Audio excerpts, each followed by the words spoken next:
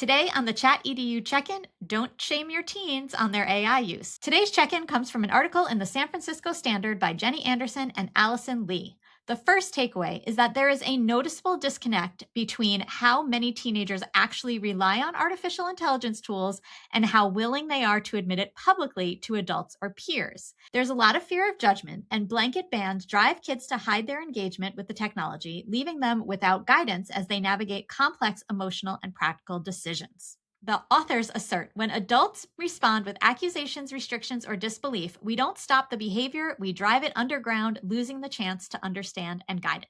The second takeaway is that a significant portion of young people are turning to artificial intelligence for personal or emotional support, yet very few receive proactive guidance from parents or educators. Research from YouGov and the Rhythm Project, which is a nonprofit dedicated to helping young people reclaim human connection in the age of AI, found that 61% of young people say their parents rarely or never talk to them about AI, and 53% say the same about their teachers. Instead of addressing these vulnerable interactions, adult engagement remains largely confined to enforcement around academic integrity. The third takeaway, rather than relying purely on top-down bans, adults need to engage youth with open curiosity to help them build critical discernment and self-regulation skills. Practicing healthy boundaries together allows teenagers to learn how to navigate an AI-saturated world out in the open instead of in isolation.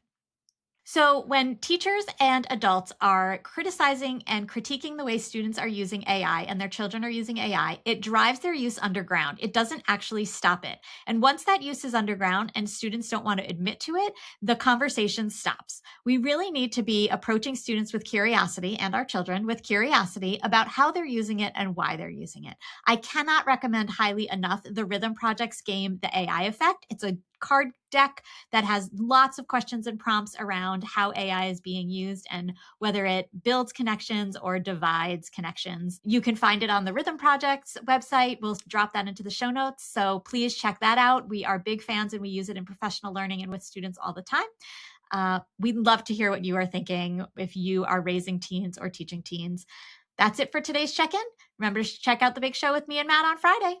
Bye.